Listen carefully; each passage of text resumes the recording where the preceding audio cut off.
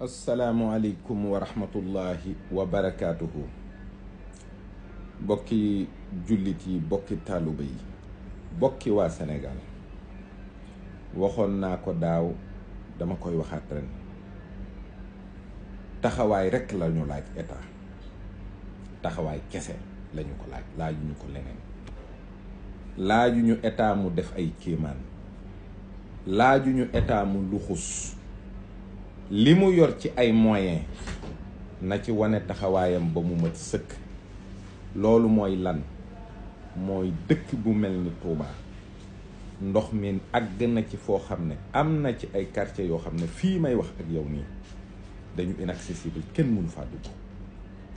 nit ñi ñu ngi ci biir ndox mi, amuñu fuñ jëm, xamuñu fuñ jëm. loolu nag bu amee, li tax ñuy wax état mooy personne morale bi nga xam ne moo yilif ñépp, mooy ndey ñépp, mooy bàyyi ñépp. tàmbalee ko ci moom ba ci autorité yi nga xam ne dañ ko décentraliser wala ñu déconcentrer ko. mais war nañu en temps réel ñu xam ce qui se passe à Touba. J'interpelle directement le président de la République na dem Touba, soit par hélicoptère wala nu mu ko mënee, na survoler la ville sainte, xool li fa am, na ko gisal boppam. J'interpelle le premier ministre, j'interpelle le ministre de l'hydraulique. taxawaay mën naa nekk. nañu jël les moyens des forces armées, nañu créer ay logements provisoires, ay abris provisoires, ay toilettes provisoires, waajal nit ñi nuñ leen mën a taxawoo, reloger leen quelque part. nañu collaborer avec le khalife général des Mourides. am na ay espace yoo xam ne dañu ko clôturer, utiliser guñu ko, mën nañu fa def ay abris provisoires. am nañu tabax ay kër tëj ko. loolu c'est un élan de solidarité parce que dëkkuñu fa, bu inondé wul war nañ faa mën a fat ay nit. nañu taxawu nit ñi ngir yàlla, te xool yàlla ci nit ñi, te yërëm nit ñi ngir jëmmi yàlla. bañ leen a xool, bañ a xool seeni jikko, bañ a xool seeni wax. J'avais dit il y a 1 an, ne stéréotypez pas le pays. bu leen jël réew mi def ko ay pàcc. ñii naan ñii la, ñii naan ñii la. ñii yéene ñii safaan, ñii di wax ñii safaan. ñii bëgg ñii am lu leen metti ba ñu bëgg. loolu dum réew. am réew ay passion politique du ko yóbbu, da koy yàq mais du ko yóbbu. am réew daa war a am diversité. moo tax ñu ne séeréer, ne joolaa, ne pël, ne bambara, ne murit, ne tijaan, ne xaadir, ne laayeen, ne jullit, ne catholique, ne leneen. diversité richesse la. am réew dafa war a am wuute ci xalaat, wuute ci gis-gis. moo indi parti politique yi ku ne nii laa ko mën a doxalee ngir mu gën ci réew mi. ne cherchez pas à plaire une partie du peuple. dama ne li am mooy ci fi ne muy président Bassirou Diomaye Faye, c'est le président de tous les Sénégalais, te da ko war a assumer. le premier ministre doit faire en sorte que la conduite des affaires de l'État sénégalais yépp di ci gis seen bopp.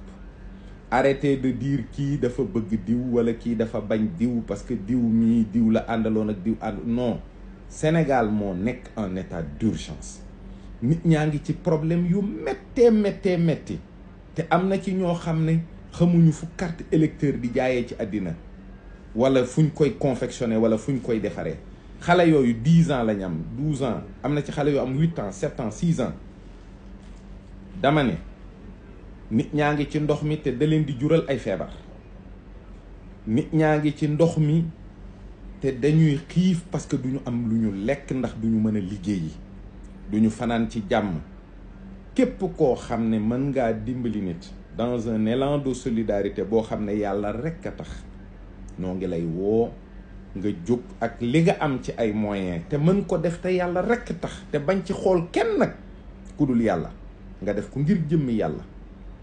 moo xam Touba la, moo xam Dakar la moo xam feneen foo xam ne nit soxla na fa ndimbal wala mu soxla ñu taxawu ko ci biir situation bi parce que situation bii ci biir Sénégal dafay jur ay situation yi muy jur mooy insécurité insalubrité ak ay tawat yoo xam ne day lëkkaloo ak loolu te loolu dafay yàgg te dafay metti sibiru baa ngi ñëw ñenn ñi seen tool yi yàqu na parce que bassin yi nga xam ne moom la ñu wax ne dafa toj ci biir yoonu pëf di bi la ñuy wax xawma mais bassin yooyu ay tool la yàq ay tool yu dëri jàmbur nit ñi seeni source de revenu daa yàqu boutique yi magasin yi inondé loolu lépp nag benn baat képp lañ ci soxla muy taxawaay képp lañu soxla kenn waxul na état def benn miracle kenn waxul na état luxus